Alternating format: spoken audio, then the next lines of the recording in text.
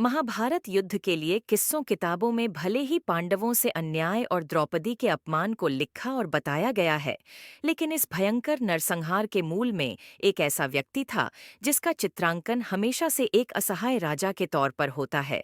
दरअसल ये कोई और नहीं, हस्तिनापुर नरेश धृतराष्ट्र थे।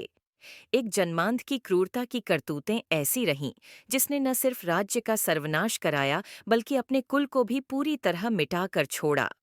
धृतराष्ट्र बेहद क्रूर और निर्दयी थे, और इस आदत के चलते वह जन्म से मृत्यु तक परिवार के लिए मुसीबत बने रहे।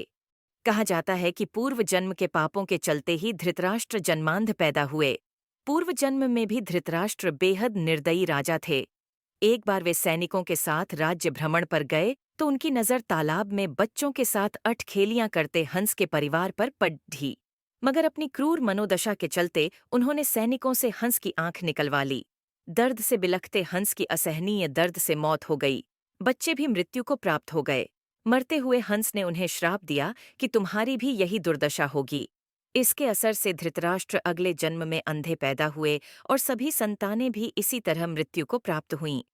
भीष्म ने धृतराष्ट्र का विवाह गांधार की राजकुमारी गांधारी से तय किया, मगर ज्योतिषियों ने सलाह दी कि गांधारी के पहले विवाह पर संकट है, इसलिए पहला विवाह एक बकरे से कराया गया। इसके बाद बकरे की बलि दे दी गई। इसके बाद गांधारी विधवा मानकर धृतराष्ट्र से विवाह कर दिया गया। अब गांधारी विधवा थीं। इसका पता लगने पर आग बबूला धृतराष्ट्र को शक हुआ कि न जाने किस कारण विवाहित गांधारी का पति मारा गया। धृतराष्ट्र ने धोखे के लिए अपने ससुर राजा सुबाल को माना और पूरे परिवार को कारागार में डाल दिया। यहाँ पूरे परिवार की जगह सिर्फ एक व्यक्ति का भोजन दिया जाता था। भूखे परिवार ने परिवार में कोई तो जीवित बचे, इसलिए यह भोजन सबसे छोटे पुत्र शकुनी को दिया जाए। ऐसे में बाकी परिवार भूख से मर गया और शकुनी बहन गांधारी के साथ हस्तिनापुर में बचा रहा गया, जिसका बदला उसने कुरु वंश का सर्वनाश करवा कर लिया। धृतराष्ट्र जन्मांध ही नहीं, कामांध भी थे। गांधारी और उनके 100 पुत्र नहीं बल्कि 99 पुत्र और एक पुत्री दुशाला थे।